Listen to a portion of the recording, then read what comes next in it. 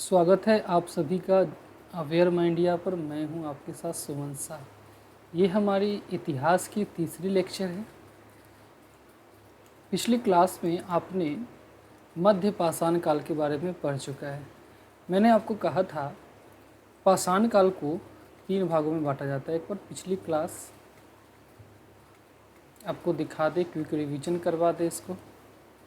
हमने कहा था पाषाण काल 5 लाख BC से 3000 BC तक का होता है, जिसमें पूरा पाषाण काल, मध्य पाषाण काल और नव पाषाण काल 3 भागों में बांटकर हम पाषाण काल को पढ़ते हैं। पूरा पाषाण, मध्य पाषाण को आप पढ़ चुके हैं। आज की क्लास नव पाषाण से संबंधित है, ये आज आपको पढ़ना है। मध्य पाषाण काल जो कल आपने पढ़ा था, इसमें हमने कहा था इसे मेसोलिथिक कहा जाता है, इसे माइक्रोलिथिक कहा जाता है, क्योंकि इसमें बहुत से लघु पाषाण उपकरण बनाए गए थे, छोटे छोटे पत्थर के औजार बनाए गए थे। और इन औजारों को CL कालाइल ने 1867 में विंध्यन पर्वत क्षेत्र में खोजा था। फिर हमने कहा था मध्य पाषाण काल एक संक्रमण काल था, यानी इसमें पूरा पाषाण और नव पाषाण दोनों की विशेषताएं मिलती है। फिर हमने कहा यह एक जलवायु परिवर्तन का काल था, हिमयुग की समाप्ति हो गई थी और अंतर हिमयुग का आगमन हो गया था। आपने औजारों को भी देखा था। औजारों में जहां आपने देखा था पूरा पाषाण में निम्न में कोर और मध्य पूरा पाषाण में फलक और उच्च पूरा पाषाण में हड्डी के उपकरण बनाए गए थे, वहीं इस मध्य पाषाण काल में पत्थर के छोटे छोटे उपकरण बनाए गए थे, जो दूर से फेंक कर मारने वाले औजार थे, यानी जिन्हें प्रक्षेपास्त्र कहा जाता था। पत्थर हड्डी के साथ साथ सिंह के भी औजार बनाए गए थे। सबसे महत्वपूर्ण बात है, जो मध्य पाषाण काल में पशुपालन का प्रारंभ किया गया था और सबसे प्रारंभिक पशु कुत्ता था, जिसे पालतू बनाया गया और इसे स्लेज गाड़ियों में प्रयोग किया गया था। पशुपालन के पुराने साक्ष्य बागोर, जो राजस्थान के भीलवाड़ा जिले में है, और आदमगढ़ मध्य प्रदेश होशंगाबाद जिले से मिलती है। अगर स्थलों की बात किया जाए तो 3 स्थल मध्य पाषाण काल के सबसे महत्वपूर्ण है, जिसमें सर्वप्रथम है महदहा, जो प्रतापगढ़ उत्तर प्रदेश में है। ये दूसरा सबसे पुराना प्राचीनतम मध्य पाषाण काल का स्थल है। यहाँ से हड्डी और सींग के निर्मित उपकरण मिले हैं, आवासों के साथ समाधान मिले हैं, घर के साथ समाधान बनाए गए हैं। फिर गोबर रखने का साक्ष्य भी यहाँ से मिला है। दूसरा प्रमुख स्थल है मध्य पाषाण काल का सराय नहर्राय, और यह प्राचीनतम स्थल है। स्तंभ गर्त यहाँ मिले हैं, यानी पिलर गाड़ने के निशान मिले हैं। 4 समाधान एक ही पंक्ति में मिले हैं। 47 कंकाल छत विछत अवस्था में मिले हैं। कब्र आवास के अंदर ही बनाया गया है। कब्र छिछली एवं अंडाकार है, यानी सैलो है, बहुत ज़्यादा गहरी नहीं है। तीसरा जो प्रमुख स्थल था वो था चौपानी मांडो। चौपानी मांडो बेलन घाटी मिर्ज़ापुर उत्तर प्रदेश में है। अस्थाई जीवन के चिन्ह यहाँ मिले हैं, यानी चूल्हा, चक्की, मूसल, ये सब यहाँ पर मिले हैं और इनके आवास झोपड़ी के आकार के बनाए गए थे। तो ये आपने मध्य पाषाण काल कल देखा है। अगर आपने उस क्लास को नहीं देखा है तो देख लीजिएगा, मात्र 20-22 मिनट की ही क्लास होगी, वो बहुत अच्छी क्लासेस है, उसको देख लीजिएगा। आज लेक्चर, माफ़ कीजिएगा 2 नहीं, आज लेक्चर 3 हो जाएगी, क्योंकि पहले की क्लास में आपने लेक्चर 1 में पूरा पाषाण काल को देखा था, और आज की जो ये लेक्चर है वो है लेक्चर 3, जिसमें हम लोग नव पाषाण काल के बारे में देखने वाले हैं। काफ़ी आसान ढंग से जैसे अभी तक देखते आए हैं वैसे देखेंगे, नोट्स बनाते चलिए, समझते चलिए चीज़ों को। सबसे पहली बात ये ध्यान रखिएगा, नव पाषाण काल को नियोलिथिक काल कहा जाता है। नियोलिथिक, यही आपसे पूछा जा सकता है प्रश्न के लिहाज से, जो नियोलिथिक काल किसे कहा जाता है। उसके बाद नव पाषाण शब्द जो है, यानी जो ये नव पाषाण शब्द है, इसे किसने दिया था, तो इस शब्द को सर्वप्रथम जॉन लुबाक ने दिया था। ध्यान रखिएगा, इस शब्द को सर्वप्रथम जॉन लुबाक ने दिया था। तो आपसे यही पूछा जा सकता है नव पाषाण शब्द को किसने दिया है, तो जॉन लुबाक ने दिया था। जबकि एक और विद्वान है जिन्हें गार्डन चाइल्ड कहा जाता है, तो गार्डन चाइल्ड ने इसे एक क्रांति की संज्ञा दी थी। गार्डन चाइल्ड ने इसे क्या कहा था, तो ये एक क्रांति का काल इसे कहा था। क्या मतलब हुआ इसका, तो गार्डन चाइल्ड का कहना था इस काल में इतने महत्वपूर्ण परिवर्तन होते हैं जो किसी क्रांति से कम नहीं था, इसीलिए गार्डन चाइल्ड ने इसे एक रिवोल्यूशन, यानी इसे एक क्रांति कहा है। ठीक है, तो अब से सिंपल ये चीज़ें कभी स्टेटमेंट के जरिए पूछी जा सकती है। जो नवपाषाण काल को क्रांति किस विद्वान मानते हैं, कौन से विद्वान क्रांति कहते हैं या रिवोल्यूशन मानते हैं, तो ये है गार्डन चाइल्ड। अब चूँकि क्रांति का ही काल माना गया है, यानी कुछ इसकी ऐसी विशेषताएं तो बहुत ढेर सारी रही होगी जिसके कारण हम इसे क्रांति कह सकते हैं। तो क्रांति था क्योंकि यहाँ जो जीवन था ये अचानक से एक क्रांतिकारी परिवर्तन लेकर आता है। यहाँ नए प्रकार के औजार बनाए गए, तो नए उपकरण का निर्माण किया गया और ये उपकरण बहुत ही उन्नत है, यानी जो जितने पहले उपकरण हैं उनसे काफ़ी उन्नत उपकरण है। औजारों को घिस कर, खुद खुदा कर और पॉलिश करके बनाया गया था। और कौन से औजार बताए जा सकते हैं, तो औजार पुराने ही वाले हैं लेकिन उन्हें घिस कर, खुद खुदा कर, पॉलिश कर उन्नत उपकरण बनाए गए थे यहाँ।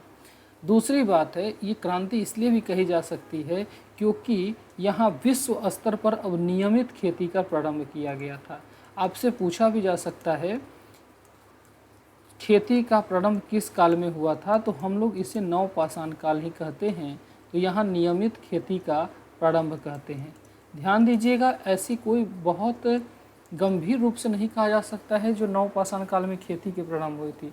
मध्य पाषाण काल के लास्ट में भी थोड़ी बहुत खेती होगी, लेकिन नियमित रूप से खेती आपकी चूँकि नवपाषाण काल में मिलती है, इसीलिए अगर आपसे ये प्रश्न बनता है खेती की शुरुआत किस काल में हुई थी, तो आपको इसका उत्तर नवपाषाण काल ही खोजना है। ठीक है। इसके बाद नियमित स्तर पर खेती का प्रारंभ हुआ और सर्वप्रथम हम कहते हैं जौ की खेती प्रारंभ हुई। सबसे पहले जो फसल उपजाया गया वो है जौ। ठीक है। इसके बाद पशुपालन जो है वो और भी पहले से ज़्यादा व्यापक स्तर पर किया जाने लगा, यानी अब के पशुपालन जो है यहाँ पे व्यापक स्तर पर किए जाने लगे।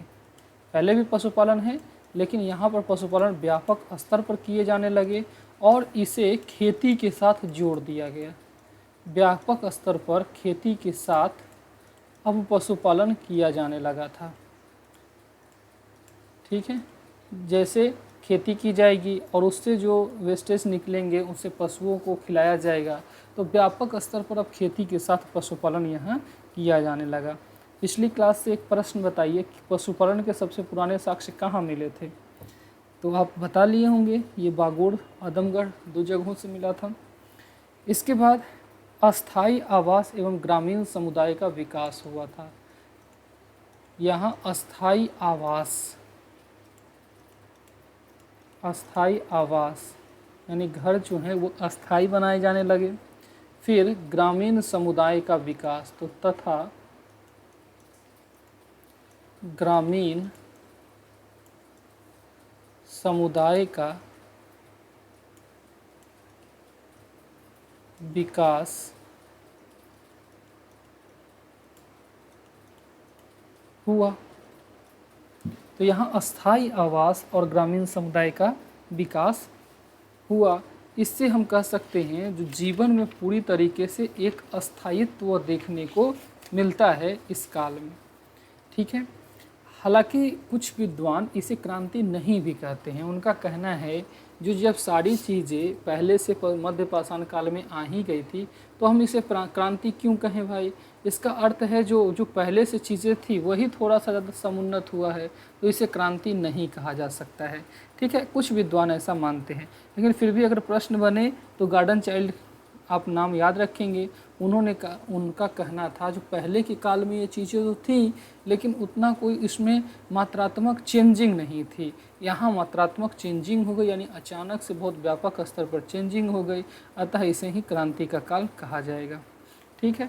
कुल मिला जुला कर आपको बस नाम याद रखना है, गार्डन चाइल्ड ने कहा क्रांति का काल है। अब इसके बाद फिर से एक प्रश्न यहाँ पे बन सकता है, जो किस खेती का प्रारंभ कहाँ हुआ। तो खेती का प्रारंभ यानी कौन से फसल सर्वप्रथम कहाँ उपजाए गए, यानी उनका मूल क्या है। तो ध्यान देंगे, एक तरफ हम लिखते हैं फसल और दूसरे तरफ हम उनके लिखते हैं मूल स्थान, यानी सबसे पहले उसे कहाँ उपजाया गया, इससे प्रश्न बनेंगे आपके। तो फसल में सर्वप्रथम जो फसल है वो है गेहूँ। और गेहूँ मध्य एशिया में सबसे पहले उपजाया गया। मध्य एशिया इसके बाद दूसरी फसल के रूप में हम कह सकते हैं आपका जो जौ है, और इसे भी सर्वप्रथम मध्य एशिया में उपजाया गया, मध्य एशिया। जो तीसरी फसल है वो है आपका, किसे ले लें, चावल को ले लेते हैं। चलिए, चावल सर्वप्रथम भारत में उगाए गए, और भारत, अगर भारत ऑप्शन में ना मिले तो आप पीछे दक्षिण एशिया कह सकते हैं, यानी भारत समेत 8 देश इस दक्षिण एशिया में आते हैं। तो इसमें से कोई भी देश अगर आपको मिले तो ये इसका उत्तर हो जाएगा, भारत और दक्षिण एशिया। फिर अगर मक्का की बात किया जाए या मतलब मकई की बात किया जाए तो ये सर्वप्रथम अमेरिका में उपजाया गया, मैक्सिको में उपजाया गया था अमेरिका के। तो इस तरीके से आप कह सकते हैं। अगर मानव द्वारा उपजाई गई फसलों का क्रम देखें, यानी कौन कौन फसल एक के बाद एक उपजाए गए, तो फसल के क्रम की बात करें, फसल के क्रम की, तो सबसे पहले जौ उपजाया गया, सबसे पहले जौ, फिर दूसरा गेहूँ, जौ के बाद गेहूँ, और तीसरा चावल। तो भारत का जो चावल है ये सर्वप्रथम नहीं उपजाई गई, सबसे पहले जौ उपजाया गया मध्य एशिया में, फिर गेहूँ भी मध्य एशिया में, फिर भारत में चावल उपजाया गया। ये सबसे पुराने की दृष्टि से बात हो रही है, यानी सबसे पुराने में कौन कौन सी फसल उपजाई गई, ठीक है। उसके बाद हम कहते हैं तो भारत में नवपाषाण काल के स्थल कौन से हैं जहाँ पर सबसे पहले चावल उपजाए गए थे। तो भारत में अगर कृषि के सबसे पुराने स्थल की बात किया जाए, कृषि के पुराने या प्राचीनतम स्थल, और वो भी भारत में, यानी भारत में सबसे पहले कहाँ खेती की जाती थी, तो इसके लिए आप 3 नाम याद रख सकते हैं। एक है लहुरा देव, सबसे पुराना। अगर आपसे पूछा जाए भारत में खेती के सबसे पुराने साक्ष्य कहाँ मिलते हैं, तो सबसे पहले आपको खोजना है अपने ऑप्शन में लहुरा देव। फिर है आपके मेहरगढ़, और जो तीसरा है वो है कोल्डी हवा,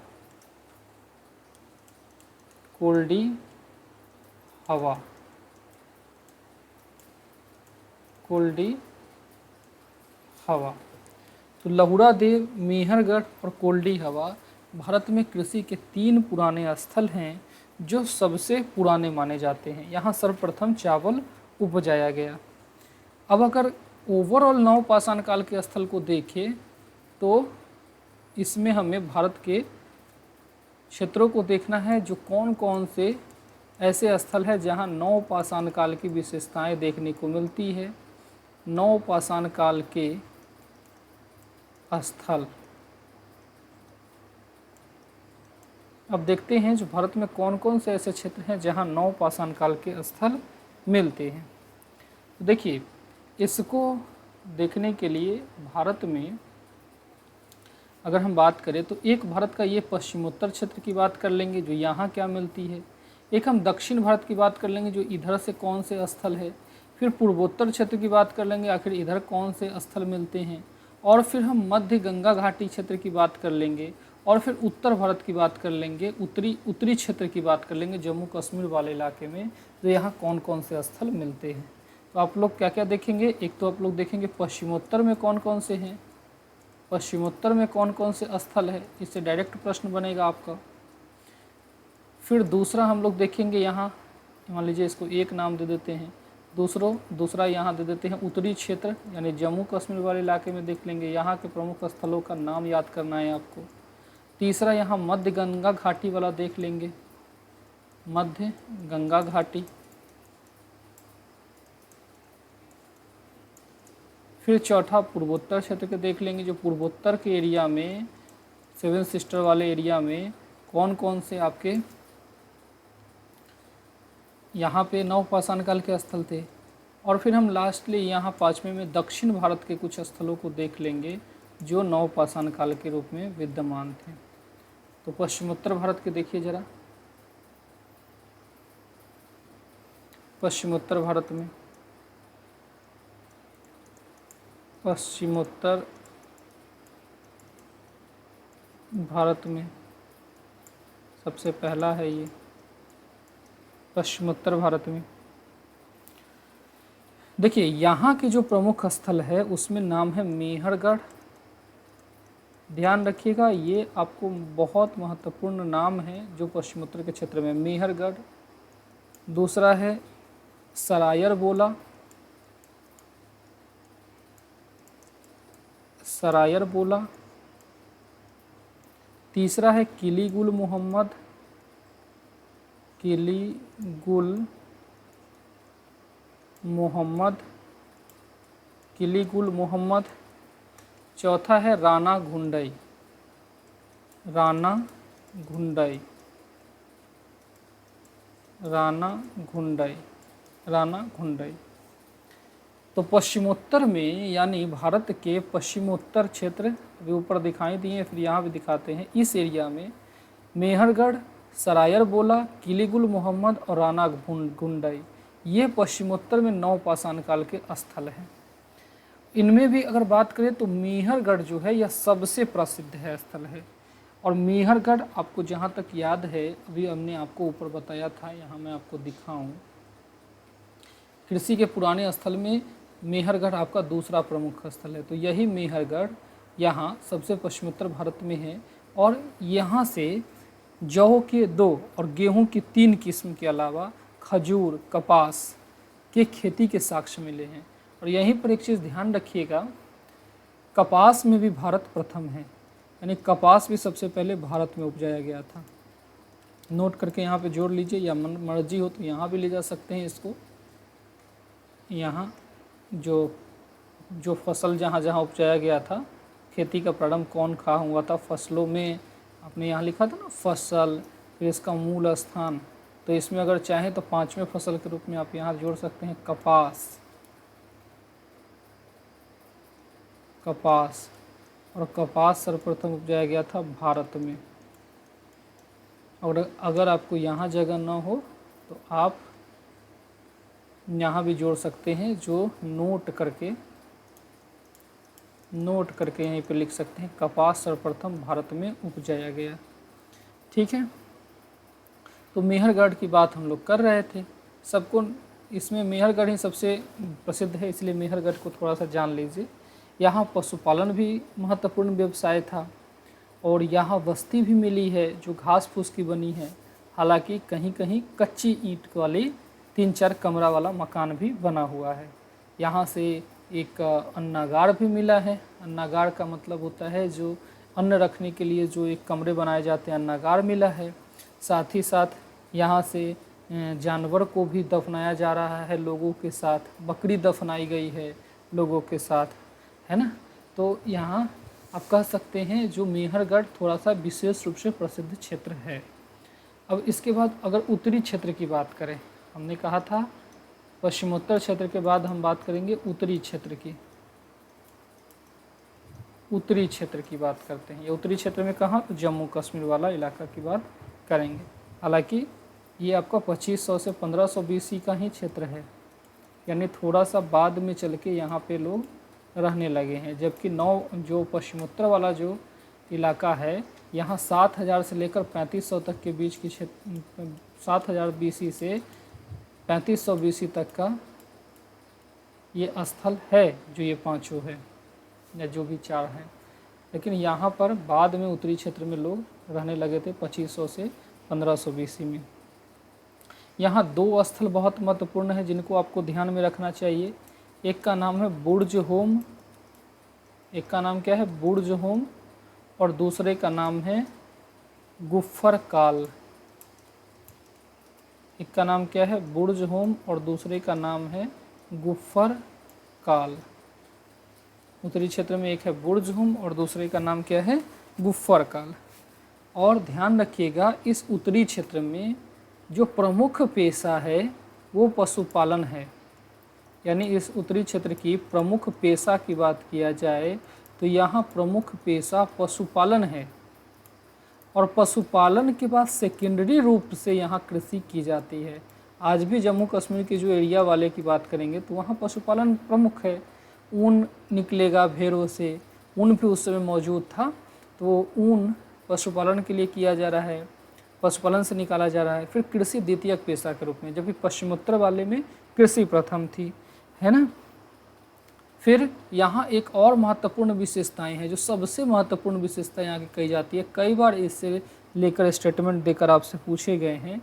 यहाँ गर्तावास मिला है, यानी इस एरिया में आपको लोग गर्तावास बनाकर रहते थे, यानी कहने का अर्थ है गड्ढे में घर बनाकर यहाँ पर लोग रह रहे हैं, यानी गड्ढा खोद कर उसमें लोग यहाँ पर घर बनाते थे। ठीक है, गड्ढा खोद कर इसमें लोग यहाँ पर घर बनाते थे और उसी में रहते थे। ये इस सबसे महत्वपूर्ण विशेषता है उत्तरी क्षेत्र का। ठीक है, इसके बाद बुर्ज होम में बात करें तो मालिक को कुत्ते के साथ दफनाए जाने के साक्ष्य मिले हैं। वहाँ बकरियों को दफनाया जाता था, लेकिन यहाँ मालिक के शव के साथ कुत्ते को दफनाए जाने के साक्ष्य मिले हैं।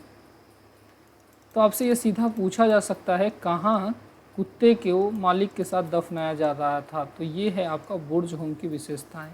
यहाँ से कोई पत्थर का औजार नहीं मिला है, लेकिन जानवर की हड्डी के औजार काफ़ी मात्रा में मिलते हैं, ये भी एक महत्वपूर्ण विशेषताएं है। तो ये उत्तरी क्षेत्र हो गया। अब अगर तीसरी क्षेत्र की बात करें तो वो हम लोग कौन सा स्थल था आपका, चलिए एक बार देख लेते हैं। यहाँ हमने कहा था, पहले हमने पश्चिमोत्तर क्षेत्र को देख लिया है, अब उत्तरी क्षेत्र देख लिया। अब मध्य गंगा घाटी का क्षेत्र देखते हैं, तीसरा वाला, फिर इसके बाद पूर्वोत्तर और फिर दक्षिण भारत का देख लेंगे। बहुत आसान है, घबराएंगे नहीं इसमें। तीसरा जो है वो है मध्य गंगा घाटी का क्षेत्र, मध्य गंगा घाटी क्षेत्र, मध्य गंगा घाटी क्षेत्र। यहाँ 4000 से लेकर और 1200 BC तक का घर मिल रहा है। 4000 BC से 1200 BC तक का घर मिल रहे हैं। यहाँ के स्थलों की बात पहले कर लेते हैं। तो स्थल है सबसे पहला कोल्डी हवा, हमने कहा था यह तीसरा सबसे पुराना कृषि का स्थल है। फिर है महागढ़ा,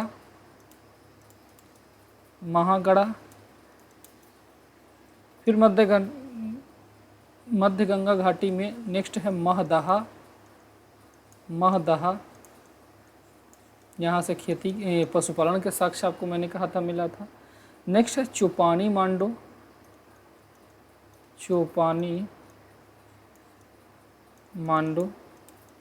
मांडो, और एक नहीं, इतना ही रहने दीजिए। ये 4 प्रमुख स्थल है मध्य गंगा घाटी के। अगर विशेषताओं की बात करें तो विशेषताओं में मैं आपको बताऊं तो इसमें मध्य गंगा घाटी में ही कृषि के पुराने साक्ष्य आपके मिल रहे हैं। हालांकि पश्चिमोत्तर में एक आपका कौन क्षेत्र था, पश्चिमोत्तर में मेहरगढ़ से भी कृषि के साक्ष्य मिले हैं, लेकिन यहाँ पे जो है आपका कोल्डी हवा, यहाँ से भी कृषि के साक्ष्य मिले हैं। ठीक है, पहले के समय में हम मानते थे लहुरा देव सबसे पुराना खेती का साक्ष्य। इसमें एक और नाम जोड़ना चाहे तो लहुरा देव जोड़ सकते हैं।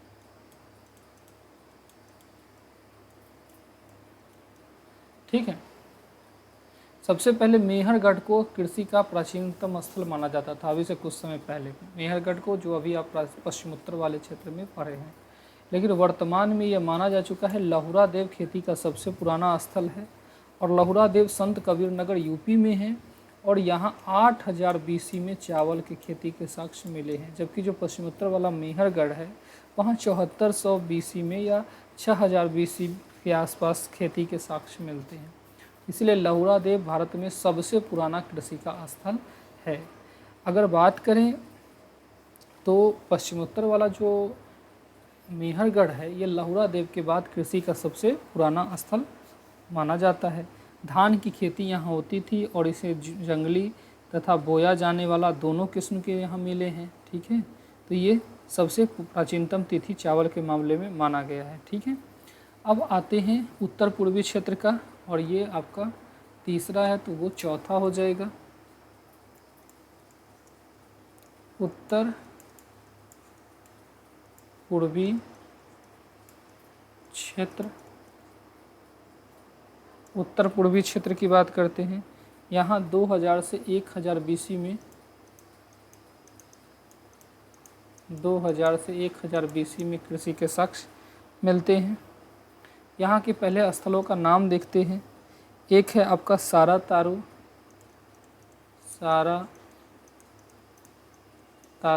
ये प्रमुख स्थल है। दूसरा है मरकडोला,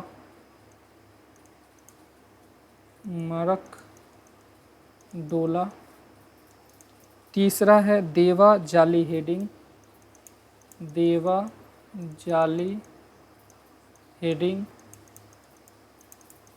जो चिराद है बिहार में, इसे भी इसी में रख लेते हैं, उत्तर पूर्वी क्षेत्र में चिराद। ठीक है, यहाँ भी पशुपालन ही प्रमुख मुख्य व्यवसाय था, क्योंकि थोड़ा सा पहाड़ी एरिया था इसमें ज़्यादातर, तो पशुपालन मुख्य व्यवसाय था और कृषि द्वितीयक व्यवसाय है। यहाँ के औजार थोड़ा दक्षिण पूर्वी एशिया के जो औजार है उससे मिलते जुलते हैं, तो इससे भी माना जाता है जो दोनों में संबंध थे। ठीक है, इसके बाद अगर बात करें, हालांकि इसमें जो चिराद है इसको अन्य क्षेत्र में भी रखा जा सकता है, लेकिन फिर भी क्योंकि ये बिहार में है और यहाँ से हड्डी के उपकरण मिले हैं, थोड़े से हिरण के सींग के औजार मिले हैं। ठीक है, और इसके अलावा अगर चिराद को देख लेंगे तो हम इसमें जो महिष दल है पश्चिम बंगाल में, इसे भी इसमें शामिल कर सकते हैं। महिष दल जो पश्चिम बंगाल में है, इसे भी शामिल कर सकते हैं। इस सब को उत्तर पूर्वी क्षेत्र में ही रख सकते हैं। अगर एक और नाम लास्ट देख लीजिए तो कुचाई है, कुचाई ये आपके उड़ीसा में पड़ता है। तो ये सब प्रमुख स्थल है इधर के क्षेत्र में जहाँ से आपके नवपाषाण काल के स्थल मिले हैं। अब लास्ट है आपका दक्षिण भारत, छोटा सा है, इसे भी देख लीजिए। दक्षिण भारत, पाँचवा दक्षिण भारत, यहाँ 2500 से 1500 BC में 2500 BC से 1500 BC में कृषि के साक्ष्य मिले हैं आपके। यहाँ के प्रमुख स्थलों की बात किया जाए तो कर्नाटक में सबसे पहले देख लेते हैं। कर्नाटक में कुछ स्थल है, जो सबसे महत्वपूर्ण है वो है मास्की।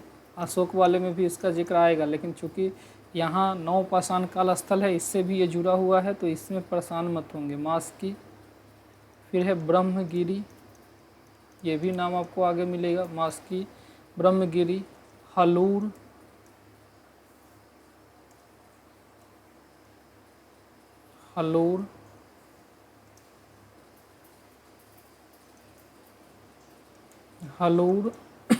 सॉरी, पिकलीहल,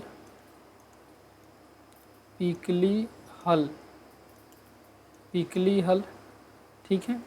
संगनकल्लू,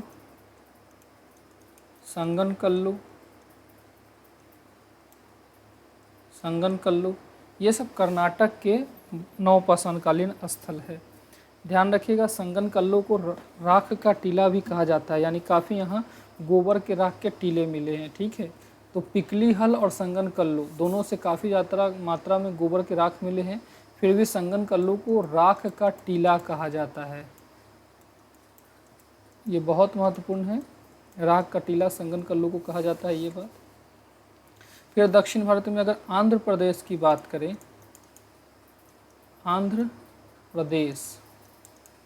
आंध्र प्रदेश में भी कुछ स्थल है, जिसमें एक है उतनूर, सबसे प्रमुख है। फिर अगर तमिलनाडु की बात करें तो तमिलनाडु में एक है पयमपल्ली,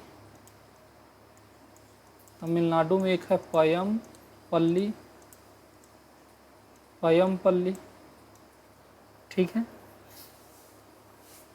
अगर बात करें तो यहाँ की अगर दक्षिण भारत की प्रमुख फसलों की अगर बात पूछ लिया जाए, यानी दक्षिण भारत के जो नवपाषाणकालीन स्थल है इसके प्रमुख फसल, तो कभी भी कृषि मत लगाइएगा। आज भी वहाँ की जो खेती के लिए जो मिट्टी है वो हम कहते हैं खेती के लिए उपयुक्त नहीं है, वो पशुपालन के लिए है। तो यहाँ का प्रमुख फसल की बात पहले कर ले तो रागी है, लेकिन प्रमुख पेशा की अगर बात किया जाए,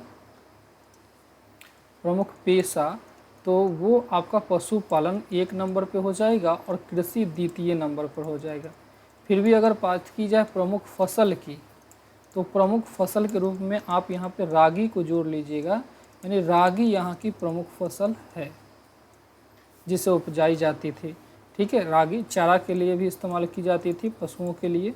ठीक है, और यहाँ की जितने भी बस्ती मिली है सब जगह से गोबर और राख काफ़ी मात्रा में मिले हैं, पूरा टीला बना हुआ है। तो इस तरीके से ये प्रमुख स्थल है जो नवपाषाणकालीन स्थल में माने जाते हैं। आइए एक बार क्विक रिवीजन करते हैं जल्दी से नवपाषाण काल के स्थल को। नवपाषाण काल को नियोलिथिक भी कहा जाता है। जॉन लुबाक ने इससे नवपाषाण काल शब्द को दिया है। जॉन लुबाक ने नवपाषाण काल शब्द दिया है, नवपाषाण शब्द जॉन लुबाक ने दिया है। फिर गॉर्डन चाइल्ड ने इसे क्रांति का काल कहा है। इसमें नए उपकरण जो उन्नत किस्म के थे बनाए गए थे। नियमित खेती का प्रारंभ हुआ था, ये काफ़ी महत्वपूर्ण है। यहाँ पे खेती का प्रारंभ आपका नवपाषाण काल से है। सर्वप्रथम जौ को उपजाया गया था। फिर व्यापक स्तर पर यहाँ खेती के साथ पशुपालन भी किए जाने लगे थे। अस्थायी आवास तथा ग्रामीण समुदाय का विकास हुआ नवपाषाण काल में। खेती का प्रारंभ हुआ जिसमें फसलों के मूल स्थान की बात करें तो गेहूं सर्वप्रथम मध्य एशिया में उपजाया गया, जौ सर्वप्रथम मध्य एशिया में उपजाया गया, चावल भारत दक्षिण एशिया में, मक्का अमेरिका में, कपास भारत में।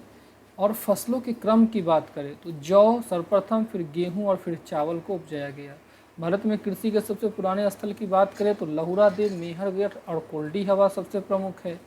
नवपाषाण काल के कुछ स्थल की बात करें तो इन्हें हम पश्चिमोत्तर क्षेत्र में, फिर हम उत्तरी क्षेत्र में, मध्य गंगा घाटी क्षेत्र में, पूर्वोत्तर क्षेत्र में और दक्षिण भारत के क्षेत्र में बांटकर देख सकते हैं। पश्चिमोत्तर क्षेत्र की बात करें तो इसमें मेहरगढ़, सरायर बोला, किलेगुल मोहम्मद और राना गुंडाई सबसे प्रमुख है, जहां 7000 BC से 3500 BC के बीच प्रमुख स्थल मिलते हैं। कपास भी सर्वप्रथम भारत में उपजाया गया था।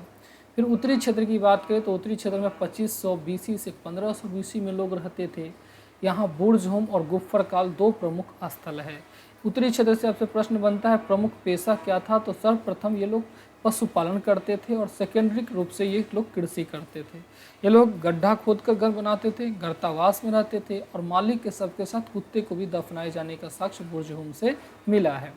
फिर अगर मध्य गंगा घाटी के क्षेत्र की बात करें तो यहाँ 4000 से 1200 BC के बीच लोग रहते थे। इसके प्रमुख स्थल है कोल्डी हवा, महगढ़ा, महादहा, चौपानी मांडो और लहुरा देव। लहुरा देव आज सबसे कृषि का पुराना स्थल माना जाता है, जहाँ 8000 BC में चावल उपजाई जाती थी। काफ़ी हम लोग इसमें चीज़ों को देख लिए हैं।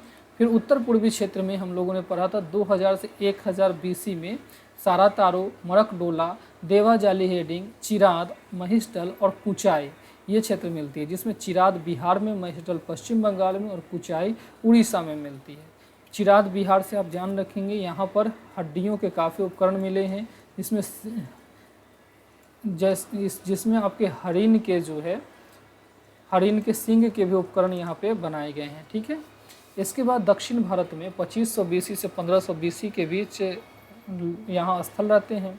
यहाँ कर्नाटक में मास्की, ब्रह्मगिरी, हलूर, पिकलीहल, संगनकल्लू और आंध्र प्रदेश में उतनूर, तमिलनाडु में पयमपल्ली प्रमुख स्थल है।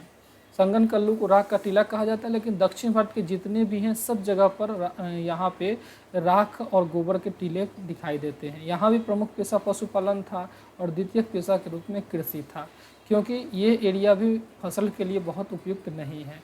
प्रमुख फसल की बात किया जाए तो रागी था, जिसे चारा के लिए भी इस्तेमाल किया जाता था। तो ये प्रमुख स्थल आपके यहाँ पे हैं। अब इससे पहले कि क्लास में बंद करूँ, एक चीज़ और ज़रा समझिएगा।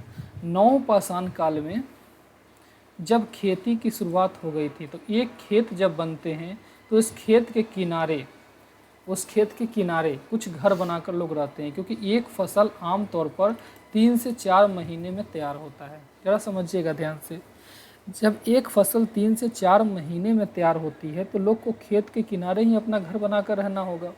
अब ऐसे ऐसे अगर 2-3 मान लीजिए घर, यहाँ पे ये क्या है, खेत है, और ये झोपड़ी बना लिए ऐसे किनारे, कुछ और खेत बनाए और यहाँ भी किनारे पर घर बना लिए, 1-2 और खेत बन गया और यहाँ भी किनारे पर घर बना लिए, तो धीरे धीरे जो ये वाला एरिया है ये एक गांव के रूप में ले लेगा, ये एक गांव बन जाएगा। तो ठीक इसी प्रकार से जब एक खेत नियमित पशुपालन और खेती प्रारंभ हो गई तो ये लोग एक गांव के रूप में रहने लगे। तो नवपाषाण काल के जस्ट बाद आपको गांव बन जाते हैं, गांव। और गांव के बाद जब गांव एक बहुत ज़्यादा डेवलप हो जाता है तो धीरे धीरे वहाँ आर्थिक गतिविधि ज़्यादा हो जाती है, तो ये शहर बन जाती है, और वापस से शहर एक दिन जब उसका विनाश हो जाता है तो गांव बन जाती है। तो इस जो अगला टॉपिक आने वाला है ताम्रपाषाण काल, जो अगला टॉपिक आने वाला है ताम्रपाषाण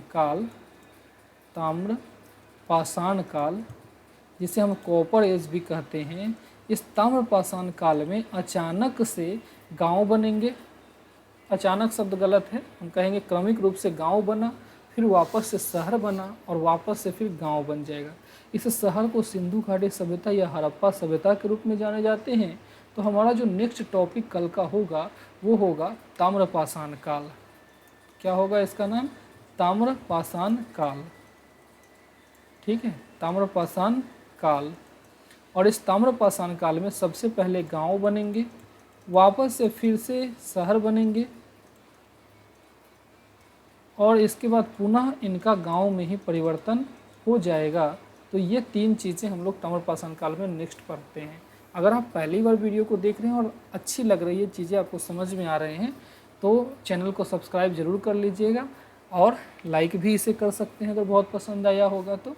चलिए, तो अच्छी तरीके से हम लोग पूरा कंप्लीट हिस्ट्री यहाँ कंप्लीट करेंगे। परेशान नहीं होना है, अच्छे से रिवीजन कीजिए, नोट्स बनाइए। मिलते हैं अगले क्लास में, तब तक के लिए बहुत बहुत धन्यवाद।